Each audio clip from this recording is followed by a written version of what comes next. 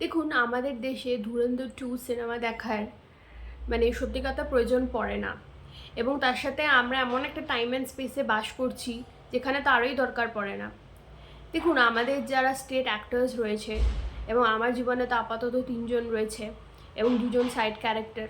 একজন তো Donald Trump, আরেকজন আমাদের প্রাইম মিনিস্টার অফ ইন্ডিয়া, এবং তার সাথে সিএম সিএম আমাদের ওয়েস্ট বেঙ্গলের। এবং 2জন সাইড ক্যারেক্টার যদি আমি দেখি, একজন আছে চিফ ইলেকশনের কমিশনার, এবং তার সাথে সুপ্রিম কোর্ট অফ ইন্ডিয়া। দেখুন, এদের মতন ক্লাইম্যাক্স, এদের মতন প্লট টুইস্ট আমি কিন্তু বলে দিচ্ছি কেউ কিন্তু সেটা লিখতে পারবে না। এবং স্বয়ং মানে ভগবানও মনে হচ্ছে স্ক্রিপ্ট লিখতে পারবে না, এত এত দারুণ দারুণ সমস্ত কথাবার্তা হচ্ছে।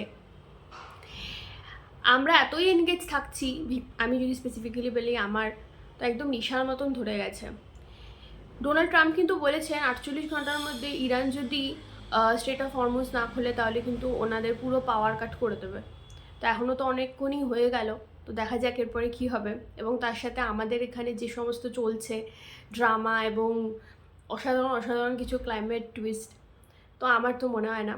আপনারা বলবেন, জানাবেন, কমেন্ট বক্স খোলা রইল। Thank you.